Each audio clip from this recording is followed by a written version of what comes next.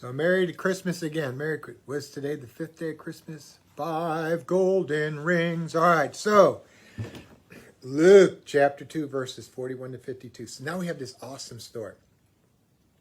Now we have to keep in mind is that there were expectations in the ancient world that significant figures were going to have, shall we say, precocious youths.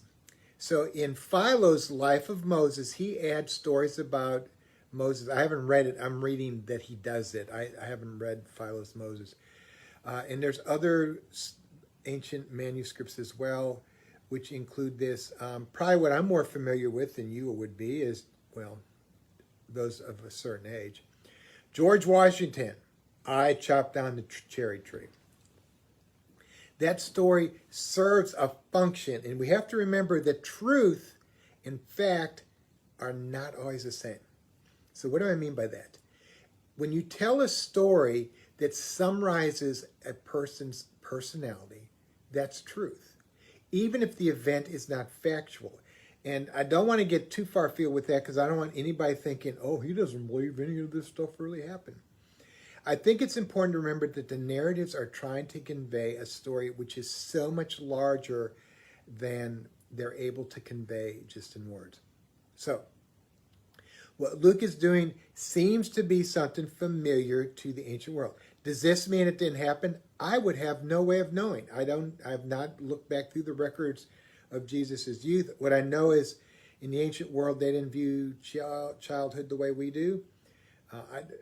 But Mary and Joseph would probably remember a story that they went to the temple and Jesus got lost. So all that to say, my concern is how the narrative is revealing to us information about the true identity of Jesus Christ, the Messiah, the Lord, the Savior. That's what I'm looking for. And this story conveys it beautifully. Now, one of the things we're going to see is some themes here that are going to tie together with the end of the gospel and the revelation and the resurrection. And one of the most important things to remember about the scriptures is these design patterns, these recurring patterns, and the recurring tension, the bipolarity of on the one hand, on the other. And then the third thing is the flip, the unexpected. So without further ado, this awesome story. It's awesome.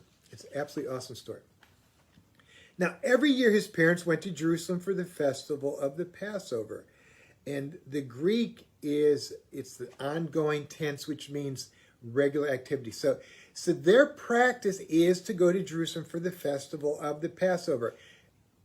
At the Passover, Jesus has the Last Supper, and he gives the bread and wine, and then he's crucified the next day. So the Passover ties this event in Jesus' life to his future crucifixion, but it also ties it back to Moses and the Exodus. Remember, the primary model, the primary image of salvation in the Bible is the Exodus.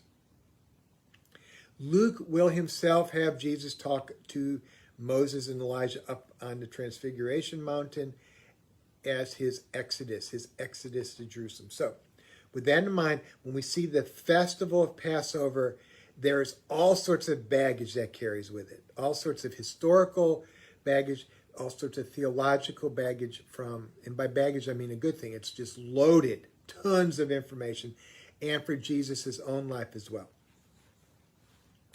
And when he was 12 years old, they went up as usual for the festival. So these are, if you're one of those people who says, I don't really go to church because if Mary and Joseph, the step-parents, or the stepfather and the mother of Jesus Christ, the Messiah, and Jesus himself went for the annual pilgrimage and they had to walk. They would probably walk with a group of family members and people from their village, and it was treacherous and it was difficult, and they're really poor, so they were probably hungry. If they could do that, get your rear in religious practices. I know a lot of you don't like the word religion. Whatever word you like to use to describe the way human beings interact with God, that word is fine, whatever it is. But see here, they go up every year. It's a usual practice. When the festival was ended and they started to return, the boy stayed behind in Jerusalem, but his parents did not know it. So Jesus remains behind. He's 12 years old, and that's kind of the age. It's the age of a boy becoming a man, and it's not like hard and fast and like just nailed down, but it would be. All right, well, here's a note here in the Jewish Study Bible. Cyrus, Alexander the Great, and Moses, and in Josephus' life, as well as Philo's. So there's stories about them being precocious youth and amazing young people. So Jesus is at the age where his manhood is starting to manifest. And last time we saw him, he was just leaving the temple, having just recently been circumcised. His parents don't know it. Assuming that he was in the group of travelers, they went a day's journey. So they're just, we've all done it, right? Well, I figured he was over there. I just thought he was around. Then they started to look for him among their relatives and friends. So it's been a while. It's been too long. So this is a human experience that we are all familiar with.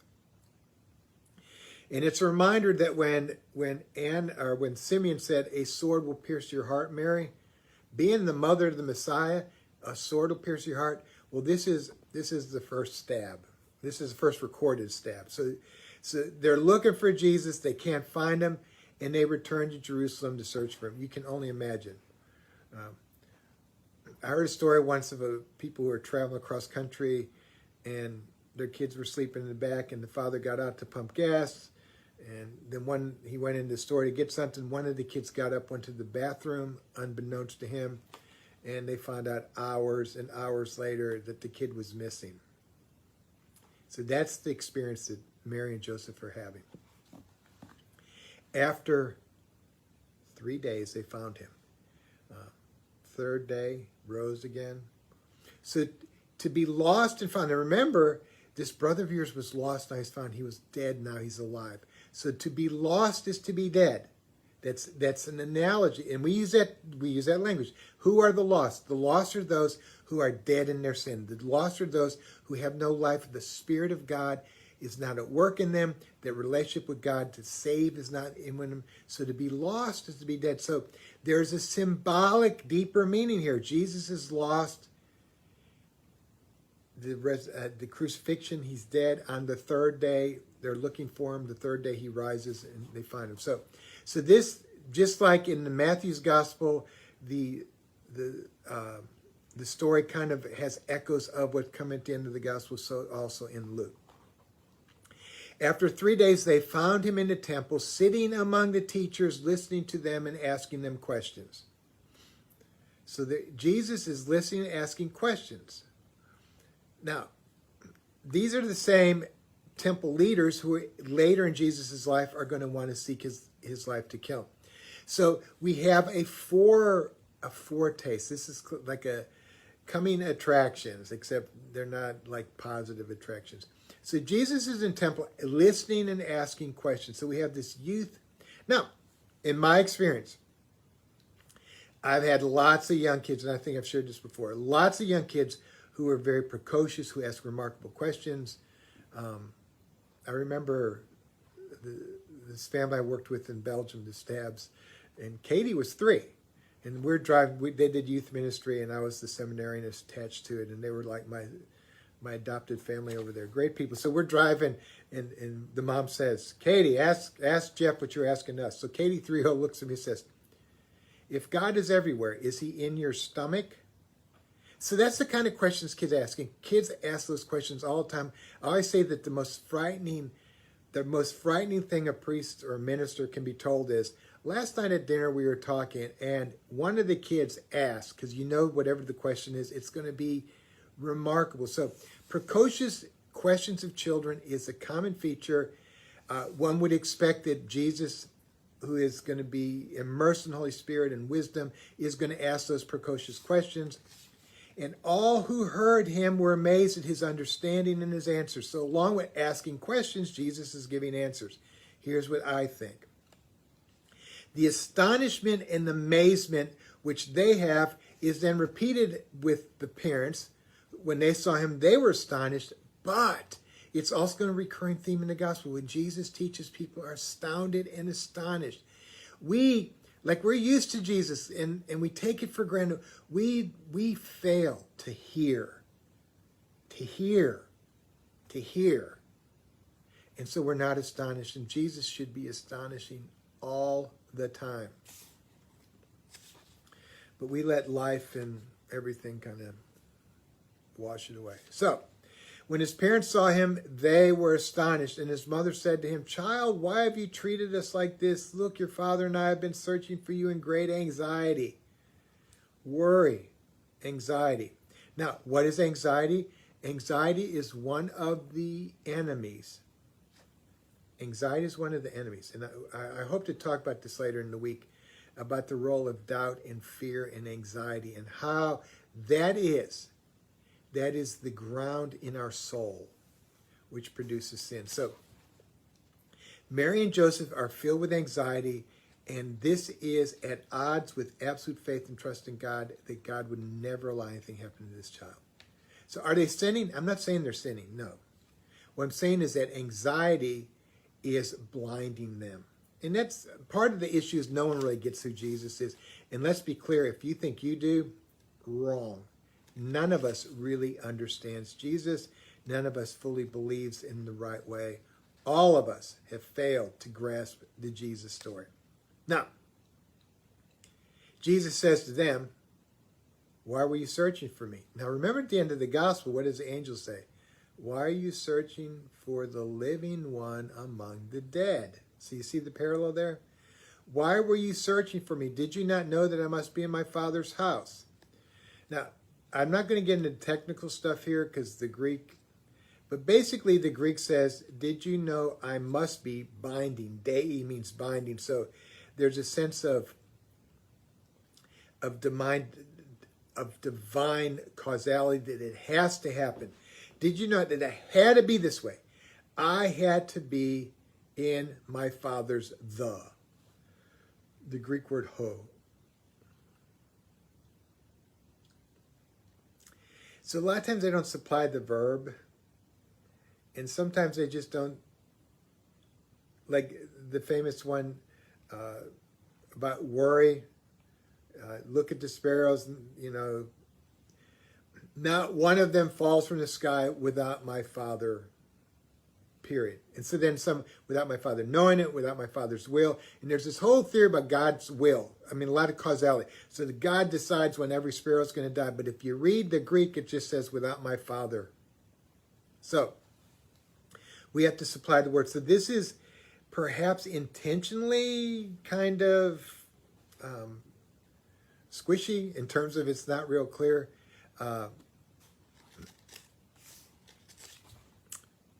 Did you not know I must be in my Father's? So the can mean things. So a lot of translations say my Father's business, my Father's household, see, to be part of the household. So what I'm going to say is the implication, what we can say for sure, and I don't want to get involved in the scholarly discussions. Didn't you know I was going to be doing my Father? Didn't you know I was going to be about my Father? That Jesus' understanding at 12 years old was this relationship with God is a personal father-son relationship. Now remember, to be a son of is to be closely associated. So that's a normal. So if you're a son of God, that means that you're righteous, you're holy, you're living the right life. If you're a son of the devil, if you're the son of Satan, that means you've embraced evil and the dark side. So it's not necessarily a biological relationship, but in the case of Jesus, there's a connection with the Father that's more than just, I'm a good guy.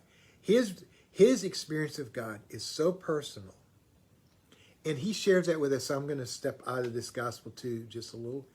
You and I are called to have the same relationship with God that Jesus does, because in Christ we are the children of God, and to live our entire existence out of believing that. So how are you saved? By faith? When you totally trust God, you totally believe God's promised you that you're his child, that you will live your life a different way. So Jesus says, I don't know why you're searching for me. You should have known what I'd be about.